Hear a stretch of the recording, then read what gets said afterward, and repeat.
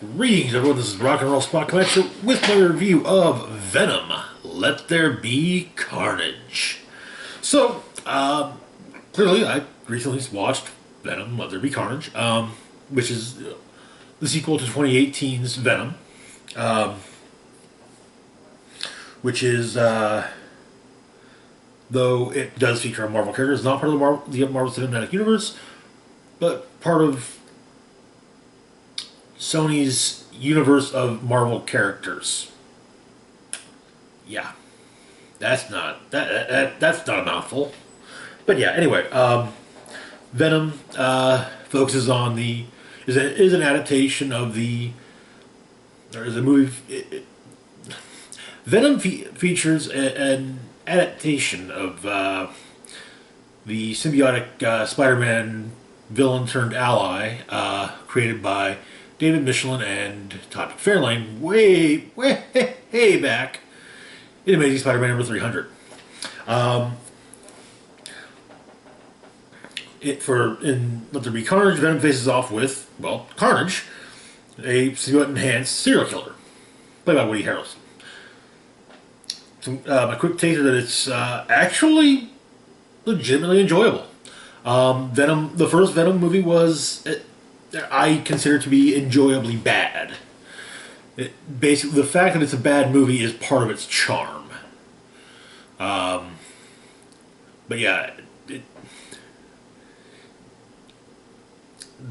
however, it does so. The movie has to let itself get bogged down with slapstick humor too often. So we are casted though. We got Tom Hardy as Eddie Brock / Venom, an investigative reporter who is really good at screwing his life up. And he is also bonded with a symbiotic entity from space. I thought it was fun. Without symbiote, he's honestly kind of a loser, to be perfectly honest. We have Woody Harrelson as Cletus Cassidy / Carnage, an independent serial killer being held in San Quentin, only willing to be interviewed by Eddie Brock. Later becomes the host of a symbiote himself. Next up, we have Michelle Williams as Anne Weying, Eddie's ex-fiancée and the object of both Eddie and Venom's affections. She's a lawyer. She doesn't. Her role in the movie is not as major as it was in the first one, sadly. Next, we have Naomi Harris as Frances Barrison / Shriek, who is the love of Cletus Cassidy's life. They when they were growing up, they were both at the St. Anne's Home for Unwanted Children, which is where she saved him, and they fell in love. But due to the fact that she has sonic powers, she was transferred elsewhere. Elsewhere being the Ravencroft Institute. Next up, we've got Stephen Graham as Detective Mulligan, a longtime SFPD officer / detective. Doesn't trust Eddie really at all, and is certain that Eddie's hiding something. What? He's not sure, but something.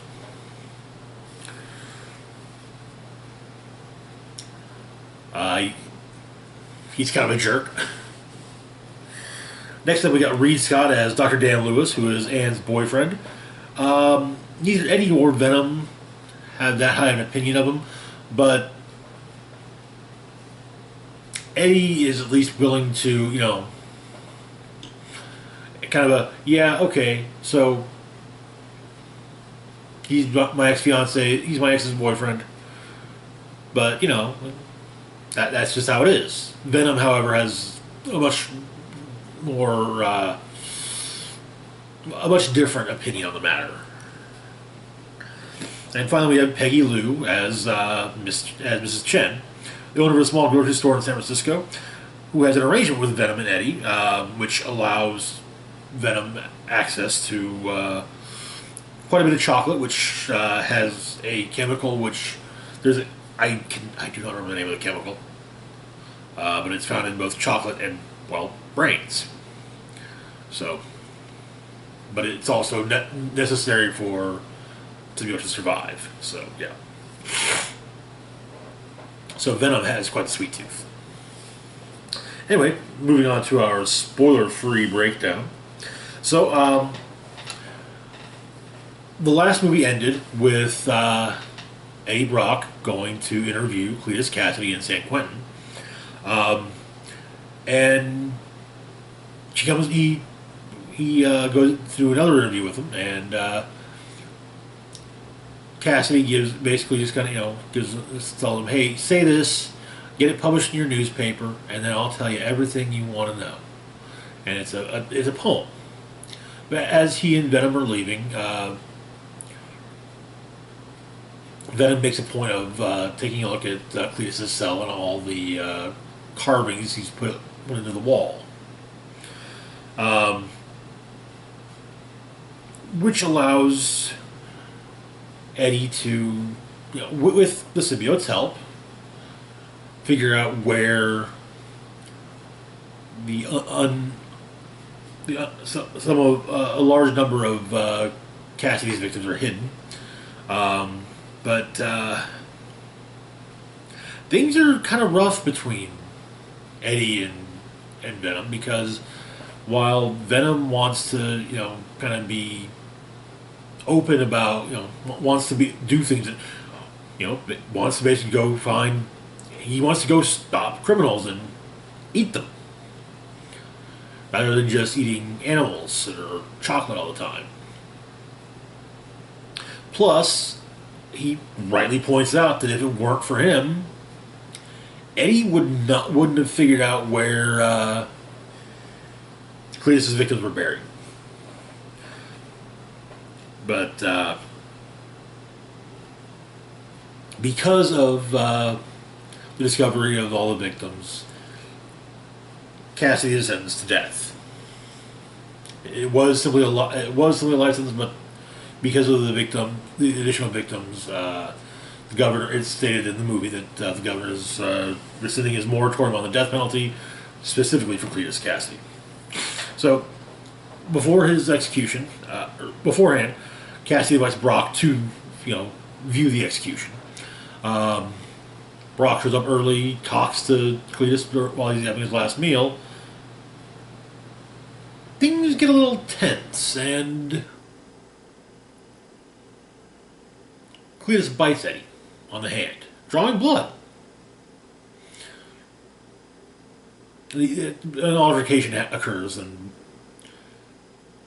Venom starts trying to throw Cletus around his cell. This leads to to Cletus biting Eddie. As Eddie's being pulled away, Cletus says that he's tasted blood before. What came out of Eddie's hand, that ain't blood. When he's about to be executed, however, it manifests, and carnage is born.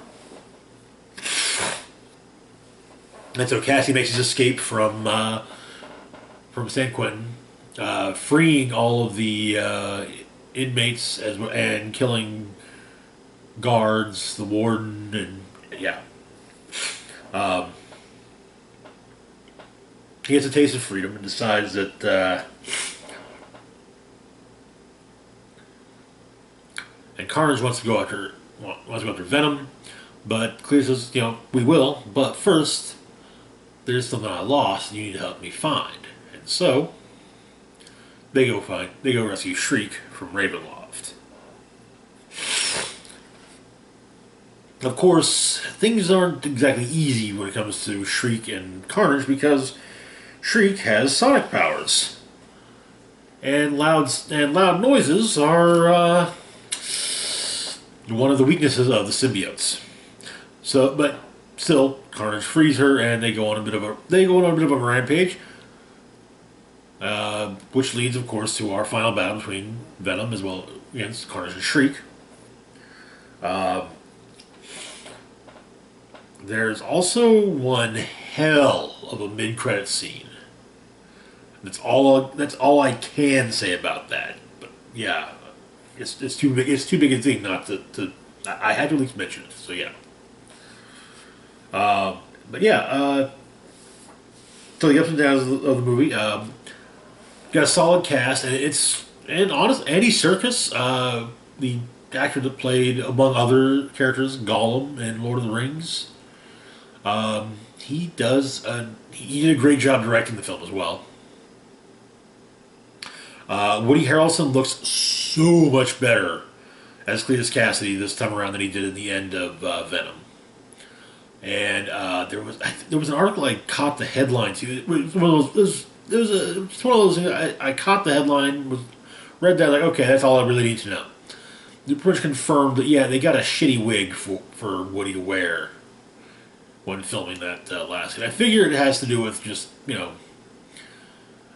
for the amount of time that he was going to be on set, having him dye his hair red wasn't worth it. So yeah. Carnage himself looks amazing. I was honestly impressed. I mean, Venom, the CG for Venom in both movies does look good, but I was worried with just how Carnage generally looks, how well that was going to translate with CG and whatnot, and it actually translates really well. I was impressed. Also, there's some fun Easter eggs referencing comics that featured either Venom or Carnage.